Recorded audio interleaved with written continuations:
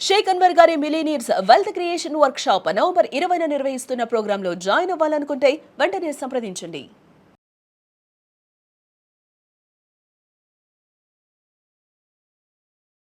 Welcome to Suman TV. నేను మీ Suman TV. చాలామంది అప్పులు చేసిన తర్వాత దాని నుంచి ఎలా బయటపడాలో తెలియదు. ఎందుకంటే కొంతమందికి పీకల దాకా వచ్చేస్తూ ఉంటుంది. ఇంట్రెస్ట్‌లు అయితే విపరీతంగా పెరిగిపోయి ఉంటాయి.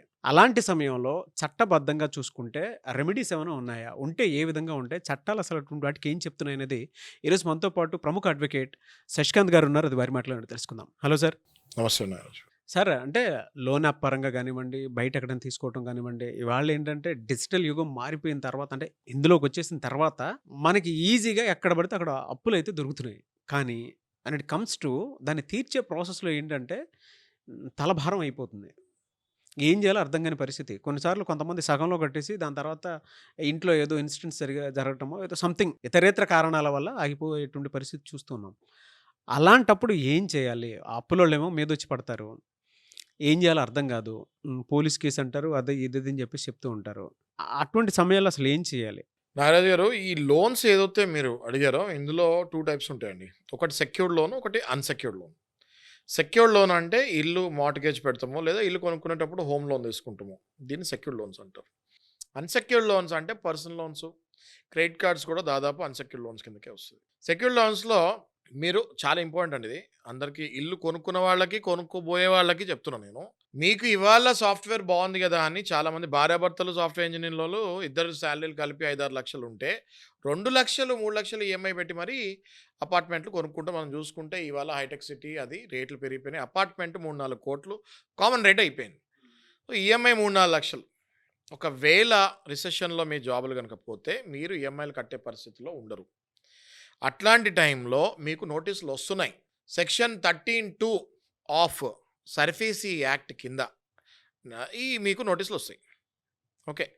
అంటే ఈ సర్ఫేసీ యాక్ట్ అంటే ఏంటి? ఈ SARFAESI act is created only for this kind of secured loans.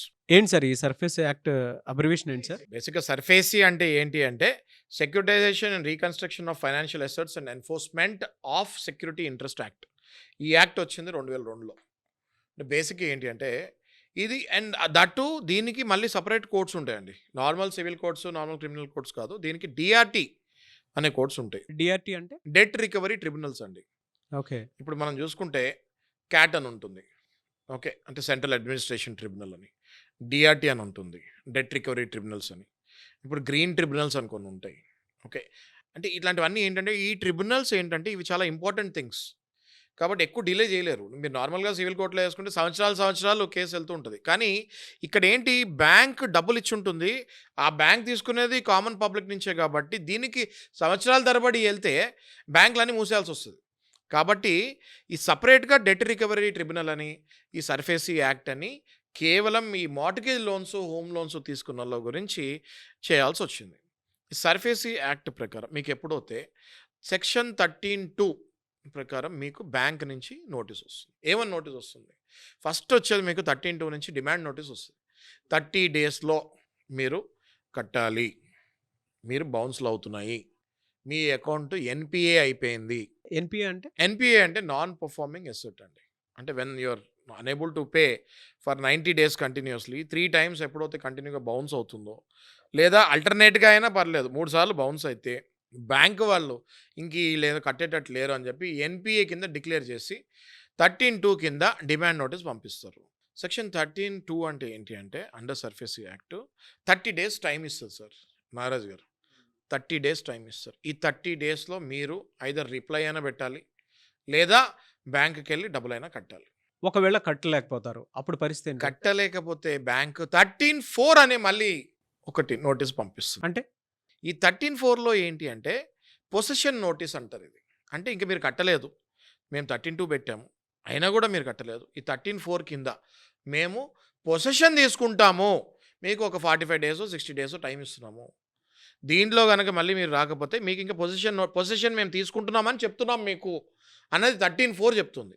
Sir 13(4) వచ్చిన తర్వాత కూడా కట్టలేకపోతే పరిస్థితి ఏంటి? తర్వాత బ్యాంక్ తీసుకునే ఆక్షన్ కొంచెం అడ్వర్స్ యాక్షన్ ఉంటుంది, అడ్వర్స్ స్టెప్ ఉంటుంది. అంటే సెక్షన్ 14 ప్రకారం మెజిస్ట్రేట్ గారి దగ్గరికి వెళ్ళి వారెంట్ తీసుకొని మీ ఇంటికి పోలీస్ వాళ్ళ సహాయంతో పాటు వచ్చి ఇంటిని సీజ్ చేస్తాం జరుగుతుంది. ఆ పరిస్థితి వరకు వచ్చేసిన తర్వాత ఎట్లా బయటపడాలి సార్ అసలు దాన్ని? ఎలా ఓవర్‌కమ్ చేయాలి? 13(2) ఏదైతే డిమాండ్ నోటీస్ వస్తుందో, చాలామంది ఏం చేస్తారంటే నాగరాజు గారు 13(2) రాగానే ఆ నోటీస్‌ని మడతపెట్టి చింపి పడేస్తాము. ఇట్లాంటివి చేస్తూ ఉంటారు. నా సలహా ఏంటంటే 13(2) నోటీస్ వచ్చినప్పుడే మీరు మంచి డిఆర్టీ అడ్వకేట్‌ని ఒకళ్ళని సంప్రదిస్తే, ఆ అడ్వకేట్ ఆ నోటీస్ చదివి, మీ ట్రాక్ రికార్డ్ చూసి, మీ ఔట్‌స్టాండింగ్ ఎంతో చూసి, వెంటనే సెక్షన్ 17 కింద ఆఫ్ సర్ఫేసీ యాక్ట్ కింద డిఆర్టీలో కేసు వేయడం జరుగుతుంది. స్టే తీసుకుంటం జరుగుతుంది. టైం తీసుకుంటం జరుగుతుంది. ఆ టైంలో మీరు మళ్ళీ బ్యాంకర్స్ తోటి కూర్చొని ఐదర్ లోక్ అదాలత్‌కెళ్ళి సెటిల్మెంట్ అనేది చేసుకోవచ్చు. లేదా మళ్ళీ డిఆర్టీ ద్వారానే మళ్ళీ మీ ఈఎంఐని రెగ్యులరైజ్ చేసుకొని మళ్ళీ మీరు ఈఎంఐలు కట్టేదానికి వెళ్ళొచ్చు. మరి 13(4) వరకు వెళ్తే ఎట్లా సార్ పరిస్థితి? నాగరాజు గారు 13(4)కి వెళ్ళినా కూడా పర్వాలేదండి. 13(4)కి వెళ్ళినప్పుడు కూడా వెంటనే మీరు కనుక ఒక మంచి అడ్వకేట్‌ని అప్రోచ్ అయితే ఖచ్చితంగా ఒక్క క్షణం కూడా లేట్ చేయకుండా ఆయన తెల్లారే వెంటనే మళ్ళీ సేమ్ ప్రొసీజర్ సెక్షన్ 17 కింద మళ్ళీ కోర్టుకి వెళ్ళిపోయి పొసిషన్ నోటీస్ వచ్చింది కాబట్టి ఫాస్ట్‌గా వెళ్ళిపోవాలి. 13(2)లో కొంచెం టైం ఉంటుంది. 13(4)లో టైం ఉండదు కాబట్టి ఇంకా ఫాస్ట్‌గా వెళ్ళిపోవాల్సి వస్తుంది. మరి సెక్షన్ 14 మీరు డైరెక్ట్‌గా ఇల్లే సీజ్ అంటున్నారు కదా! మరి అప్పుడు ఎట్లా? నాగరాజు గారు సెక్షన్ 14లో కూడా 15 డేస్ టైం ఇస్తారండి. సెక్షన్ 14 ప్రకారము మేము మెజిస్ట్రేట్ దగ్గరికి వెళ్ళి ఇంకా మీకు వారెంట్ ఇష్యూ అవుతుంది. సెక్షన్ 14లో కూడా మీకు 15 రోజులు టైం ఇస్తారు. ఆ 15 రోజులలో కూడా మీరు ఆ నోటీస్‌ని చింపి పడేయకుండా మీరు గనక మంచి డిఆర్టీ అడ్వకేట్‌ని అప్రోచ్ అవుతే అప్పుడు కూడా మీ ఇల్లు కాపాడుకునే అవకాశం మీకు బ్రహ్మాండంగా ఉంటుంది. ఎనీవేస్ థాంక్ యూ అన్న. Thank you so much Shashikanth గారు. Thank you sir. చూసారు కదండీ వీడియో. ఈ వీడియోపై మీ అభిప్రాయాన్ని కామెంట్ బాక్స్‌లో పోస్ట్ చేయండి. అండ్ మీకు కావాల్సిన విధంగా లీగల్ అవేర్‌నెస్ కోసం ఎటువంటి టాపిక్ ఉన్నా సరే కింద కామెంట్ బాక్స్‌లో గనక మీరు రాసి నాకు పంపిస్తే ఖచ్చితంగా నేను శశికాంత్ గారు వాటి మీద వీడియోస్ చేయడం జరుగుతుంది. సలహాలు, సంప్రదింపుల కోసం మీరు గనక శశికాంత్ గారిని సంప్రదించాలనుకుంటే కూడా డెఫినెట్‌గా మీరు సంప్రదించొచ్చు. అండ్ ఈ వీడియోని లైక్ చేయండి, షేర్ మాత్రం తప్పకుండా చేయండి. ఇలాంటి మరిన్ని వీడియోస్ కోసం మా ఛానల్ ఫాలో అవ్వండి. Thank you. సుమన్ టీవీలో మీ పర్సనల్ అండ్ బిజినెస్ ప్రమోషన్స్ కోసం కింది నెంబర్కి కాంటాక్ట్ చేయండి.